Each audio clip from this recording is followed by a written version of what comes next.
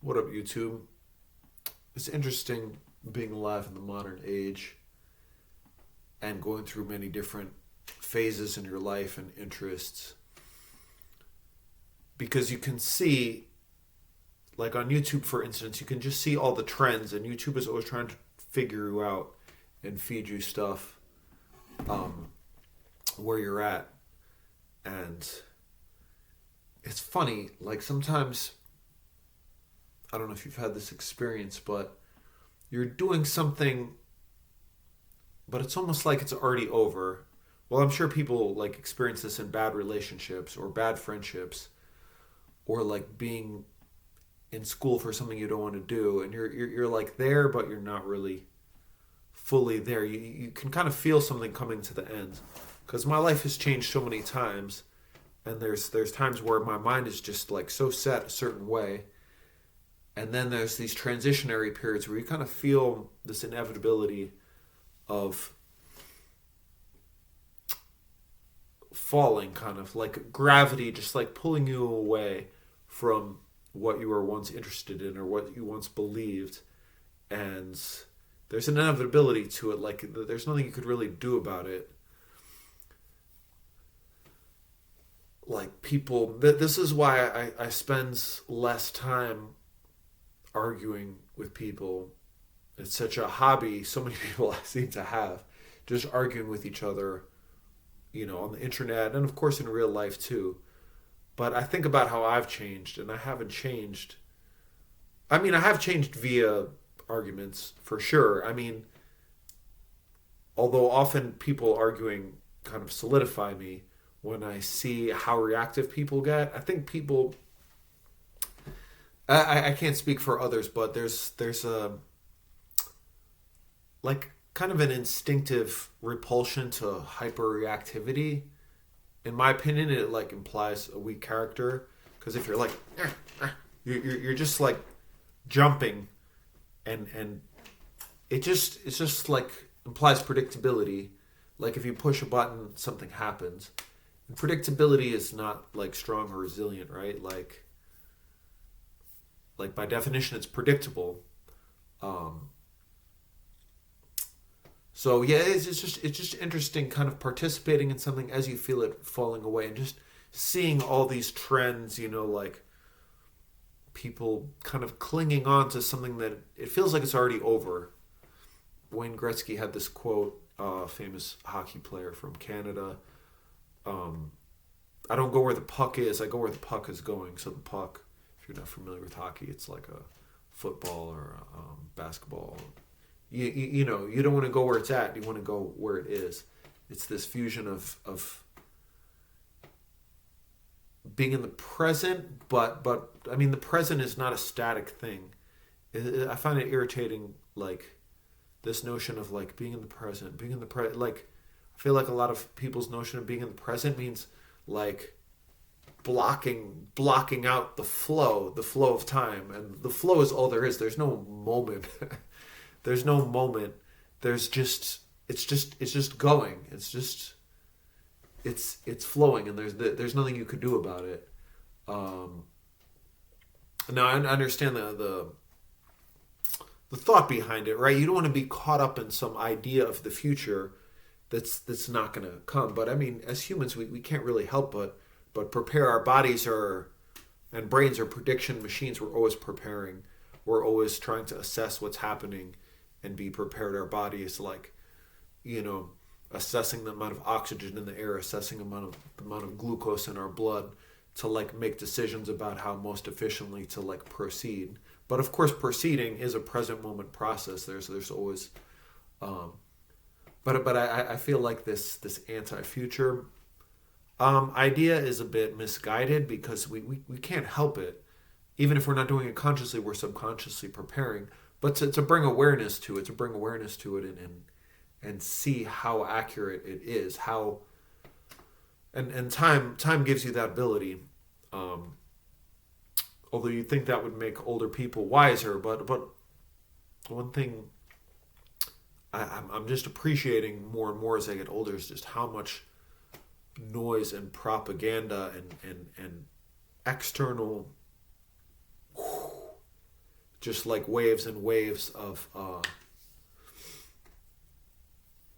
I don't know how else to call it, but propaganda, like from news, from the media, even from each other, right? This is, I don't have any platform, I don't have any grand agenda.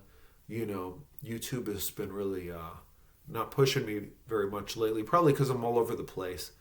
I'm not really playing the game properly. But I don't mind. I used to mind. I used to want to be famous. I think it's just ingrained in our culture, speaking of culture. And I mean, there's still a part of me, right? Like, if I had a platform and I could influence people, I mean, we all want to influence people. We want to, like, make money. I don't want to exploit people, but I'd love to be able to, like, bring people. I mean, that to me, that's like, right? Like, one of the greatest joys is to be able to bring people together in a place for a purpose, ideally for, like, the benefit of all, right? Like, probably one of the highlights of, like, the 2010s, 20 teens. I don't know what to call that. The tens, I guess. One of the highlights of the tens was I had it was really bittersweet because my daughter her mom just, like, took her away, like, right before this happened, like a week before, so I didn't know where the hell she was. So I was like, but this is emotions at all times, right? You're like, the mind is never in one place. There's always, like, a storm coming, or, like, something you're looking forward to even in the darkest of times. Anyway, I had this big party. Probably had, like, at any given time maybe 25, 30 people, and over the course of the whole party maybe like 80 people came through.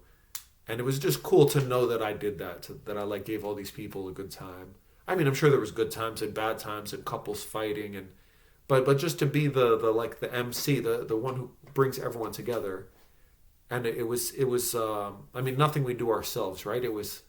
I knew a guy who had an apartment in Chelsea, like a giant apartment.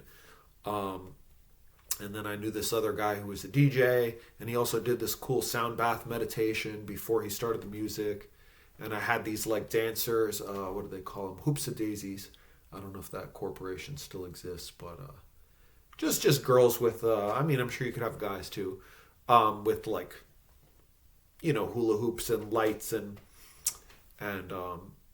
I mean, I think I entertained people pretty well. It only cost me maybe like $1,000 because I knew the guy with the apartment and he did it for free, or I might have thrown him something, I don't remember. But the point is, fame allows you this power to coalesce, but it also makes you vulnerable. Like, nobody's watching this, or if you are, props, comment, like, subscribe. I feel like such a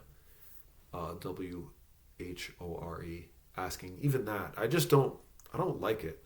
I don't like playing a game. I don't like asking people to do things that are not in their best interest. I mean, that doesn't hurt anybody, but it's just, the grossness of having to ask, and the niceness of like being able to just be like, hey, I'm doing this, come through, and organizing, having it happen, and having a good outcome for people. But I'm getting off the original subject. The original subject was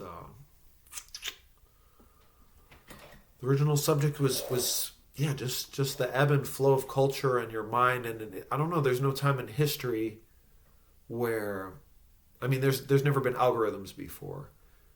I mean, of course, algorithms always existed. Algorithm is just a mathematical formula to solve a problem. But now the problem is, like, attention, and I don't really know how to articulate it, but I'm sure people watching know the feeling of, I mean, I don't know, I just have this, probably my strongest emotion above, like, the pain and disappointment and dissatisfaction with life and myself and society, and is just this intense curiosity, because we just don't know. We just don't know, and things are changing so fast. And I just find it, with that in mind, like, it's just silly to argue with people, because people are going to change anyway. I mean, obviously you want to influence the people around you, if you think they're making wrong choices or they're caught in a mental, emotional, social, addictive, bad loop or something like that.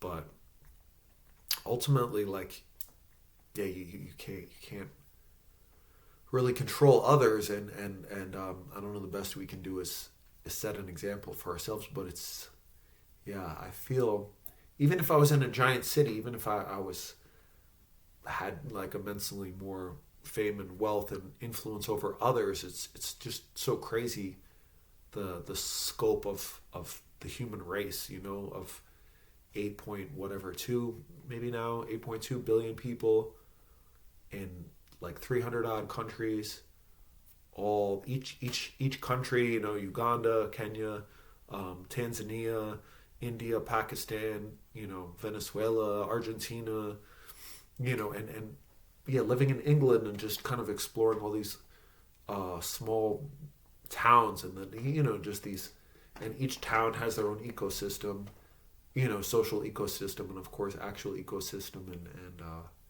I'm rambling a bit now, but yeah, I don't even know what to call this, but thanks for watching.